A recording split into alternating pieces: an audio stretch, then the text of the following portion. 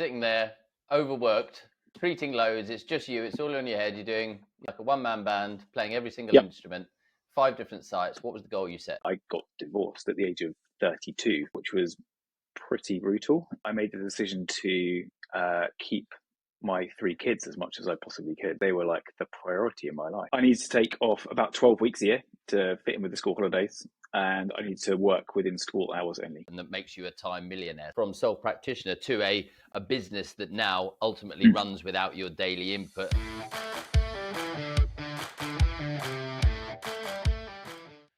Hi everyone, welcome to the Optimized Practice podcast. I'm your host today, Blake Sargent, and today I'm joined by Mr. Pete Williams, the owner of a multi-award winning Eclipse Foot Clinic. And today Pete's going to share his story of how he built a practice that's very successful, but now can operate without his daily input. One of Pete's main goals was to become a time millionaire, where he could be really in control of his time so he could spend it with his family. So I've asked him to come on to share his journey, which started a long time ago, but it really started sort of 10 years ago or so. So Pete, thanks for coming. Pete, tell us, how did it all start? Where was the changing point for you? Like many people, I had a significant life event, which meant I had to make some changes, essentially. I think a lot of us are quite happy to just poodle along, doing the same old, and it's not until you come up against some kind of adversity or something like that that actually you have to really think about it and change how you're living your life. So for me, 10 years ago, 2014 it would be, I got divorced at the age of 32, which was pretty brutal. And at the time, I made the decision to keep my 3 kids as much as I possibly could, because they were like the priority in my life. And so I had to go from this not all-consuming, but certainly busy solo practitioner job or role that I had within my company at the time, to something that could actually fit around the kids as much as possible, because it was no point in, trying to be a good dad and only seeing them kind of first thing in the morning and last thing at night when I picked them up from childcare. That didn't really compete for me. So made the decision that I had to change the way I was running things, and that meant getting a team, so that I could continue earning and at the same time, grow other people into great practitioners and things as well. So it was a big turning point, definitely. For years, you'd operated as a sole practitioner, and I guess a lot of Correct. people who are listening to this are doing that. And you can earn very well as a sole practitioner. It's just that if you're not treating, you're not earning. And if you go on holiday, you're not earning, but the bills are still there. So what was the first step to your transition? Getting some admin help, actually. That was a real priority, because at the time I was doing everything. So I was answering the phones, I was answering the emails, I was treating patients, I was doing all the marketing, I was doing the accounts, everything you could think of running a business, I was doing. And I was great at all of those things. But that didn't leave me any of the time to actually step back a bit. So I employed an admin assistant. And then from her, I employed a podiatrist to come and work in one of the places that I was working. And so she started picking up a lot of my routine patients, whereas I focused on the musculoskeletal side of things.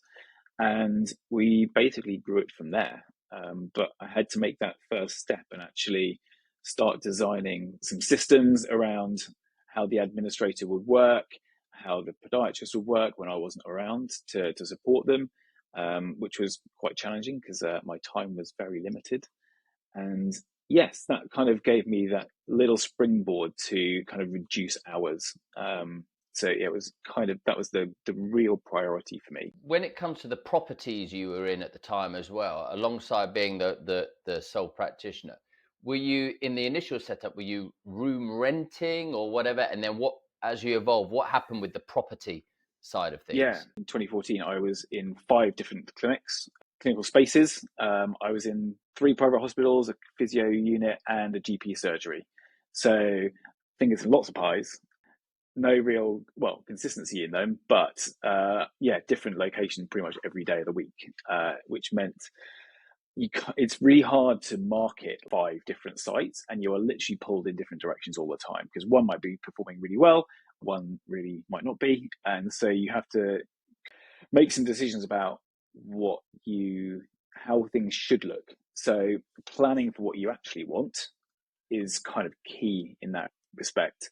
So I knew that I wanted to cut down to no more than 2 clinical sites, possibly 3, but certainly that was the first step. I was just to consolidate where I was into 2 clinical sites essentially, so we could manage those far better, and also give us some ownership of it.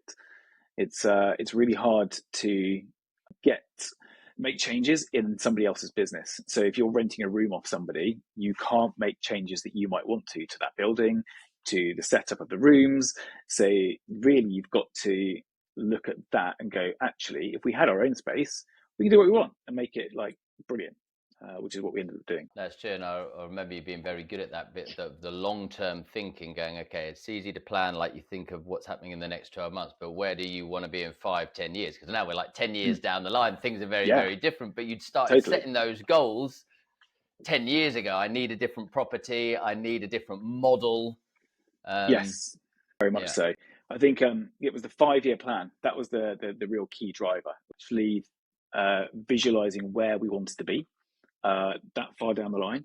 It's a really good time span because essentially it's far enough away to dream a little bit and think, oh, this could be great if we got to here, but it's not so far ahead that it's actually completely out of context. So you can actually picture yourself getting to that point, and that's exactly what we did. We hit our 5-year plan bang on the nose, which was pretty good. So what was the goal you set? You're sitting there, overworked, treating loads, it's just you, it's all in your head, you're doing like a one-man band, playing every single instrument, 5 different sites. What was the goal you set? I needed to take off about 12 weeks a year to fit in with the school holidays, and I needed to work within school hours only.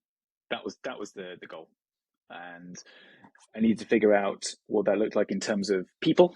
How many people I needed to employ to support that, and how many sites I needed to run that out of to achieve the kind of revenue and scalability that we were looking at over 5 years. And that was really important. Perhaps let's jump to the end of the story and go, okay, how are things now? Then let's backtrack and you can share with people some of the key pieces to the puzzle that took you through that transformation from sole practitioner to a business that now ultimately runs without your daily input and that makes you a time millionaire. So what's where are we at nowadays? Cool. So we have 2 sites. We have 2 clinical spaces, one in Basingstoke and one in Winchester. They're both 3-chair clinics. We employ currently 6 podiatrists plus me. We're looking to get another one next year. We're interviewing tomorrow for that. And the intent is that, my role nowadays is very much off the tools. I don't treat. I haven't treated for 3 years, or just over 3.5 actually. And as a result, I've been able to spend my day is now mentoring and looking after everybody else. And making sure they have a good amount of time off, make sure they get the most out of work when they are here, because it is a job. At the end of the day, it's got to be a nice place to work. So essentially, I look after other people now. That is my goal within this company. I think we're in a really good place. I certainly take off plenty of time every year, probably more than 12 weeks.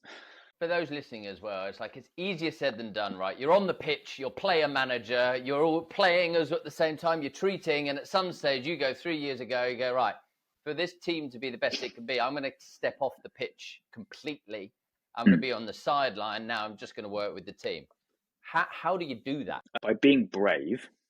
And if you're thinking about expanding your team, but if you take on a podiatrist and they are 40% full and you're still working in clinic and you're 100% full, why are you paying that person like a good salary to sit there with big amounts of time off when you're like still flat out. So I actually shifted like an entire caseload over to a new podiatrist at one stage. I shut off my clinical diary and I was no longer available. And that's so you've got to trust that you can mentor that person to do the job, or the quality clinical provision that you think you're doing, and pass that over. Interestingly, most of those patients now, if I ever have to cover a sickness or anything like that, they're like, "Oh, that's right. I'll wait until Olivia's back in, or Lauren, or whoever it is," because apparently they're pretty good too. So all good. That's great. So what's the process that you use to mentor your team? How often do you speak to them? Like, how do you mentor them? Yeah, so I think we have formal mentoring every month. So we'll carry out a half an hour, 45 minutes one-to-one every month of the year. And as part of that, we go through, what's been successful in the last month, what have they done really well, what are they proud of, what are any roadblocks that they've come up against. Are there processes that we need to put in place, something that's missing? Is there some education that they need to be able to provide a certain treatment? And we then action that. So we just use some software that we use in the background for monitoring all of that, and for making sure that people are achieving our outcomes that we want to achieve as part of that one-to-one. And I will go and sit in with clinicians quite often. And I will literally work one-to-one with them and coach them within a clinical setting. We tend to do that again once a month or so, just to make sure that they are happy, I'm happy with what they're doing. And again, that seems to be a very positive way of doing things. We don't browbeat, we just look at if there's anything that is of concern. We will look at ways of managing that and improving it.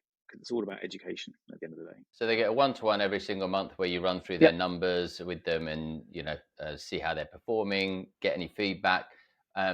What other meetings do you do with it as your team as a whole then? So we have a monthly whole business meeting. So we'll get everyone together for like an hour and a half, go through sort of our company figures. We'll go through what's been good, what's been bad again, anything that we need to action. And the team sort of have a form to complete about a week before that.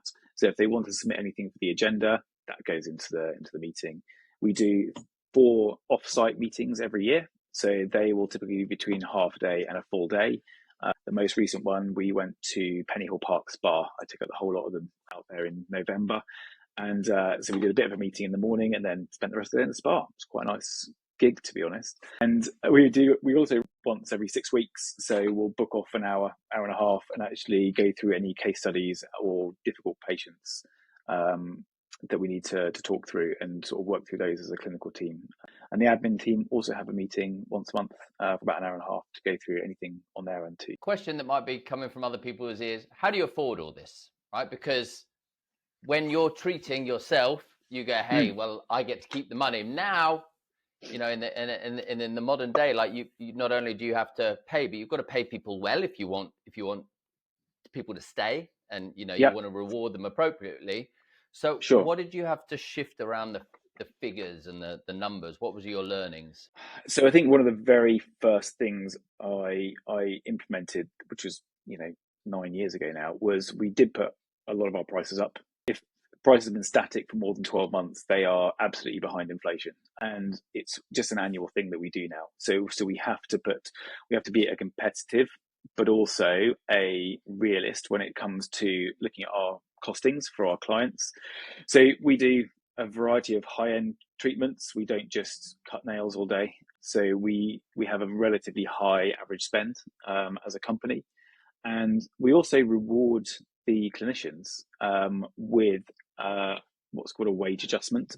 So essentially, if they work really hard and they bill above a certain amount, they get a proportion of that in their salary at the end of the month. And that's been a really good way of looking at that, because it means if we're making good money through them as a company and we're rewarding them really well, it's like a win-win. You can't really argue against that. it's a fab way. Whereas if they were on just a standard base salary, actually, they could be as lazy as they like and they'd still get paid the same. But actually, because of the mentoring and because of everything else that we put in place, they get, I think a really good a good environment to achieve that sort of, success as a practitioner, which gives them a bit of it's not always just about the money. Looking back again at the pieces that made this journey possible, what are the other pieces of advice? What are the other pieces of the puzzle that people need to know to get the same results as you? They have to commit some time to planning.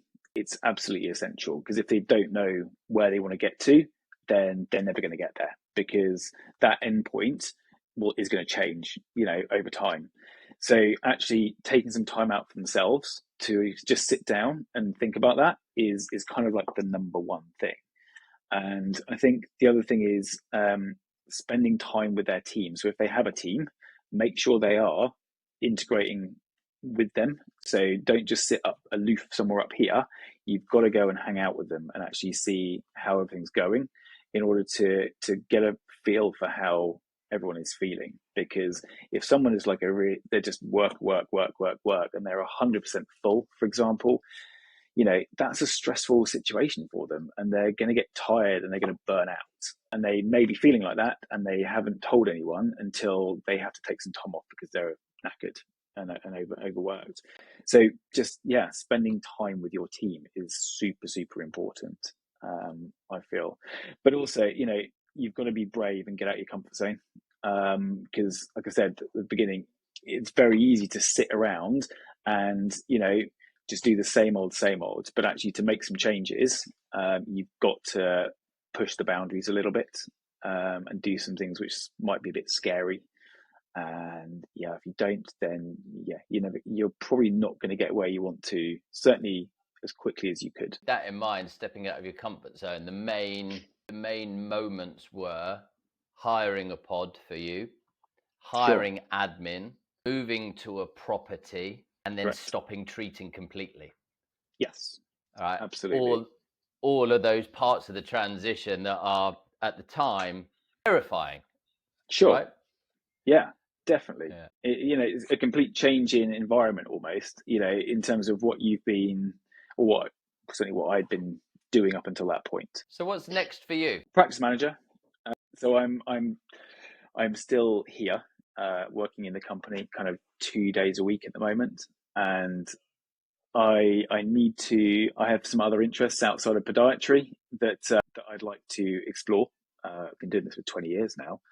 And, Eclipse is only, 13, 14, whatever she is. So I've got to, I think there's some things that I would like to do for me, from a business point of view, which don't involve feet. And so, I need to find someone to come and basically take over my role, which is exciting. And I think I don't ever want to lose touch with this company, because it's wicked what I've created here. I love it to bits. But I think, it's an enabler now to let me do other things that I find interesting, which is cool. What do you foresee as the minimum amount of time you'll continue to need to commit to Eclipse to keep it going as successfully as it's going, right? Because there's a difference between going, it runs without me, I'm taking a year off, nobody's going to see me for a year, which is not what you've done.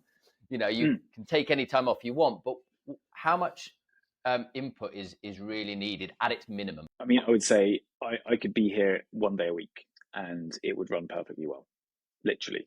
I think realistically, it's going to need, if I have a practice manager or someone like that in place, I will probably need to touch base once a month is my goal, to be present and make sure people don't forget about me, because that's so I think that will probably be the minimum amount that I will look at being involved. And the beauty these days is that 98% of the business is run in the back end online. So I can access that like data and have conversations with people from anywhere. It's only a Teams call away. So that's made things far more accessible. What would your parting piece of advice be to anybody who's trapped in their practice, perhaps even a victim of their own success, which, you know, they're busy, they're full, and they, you know, can't take the time off?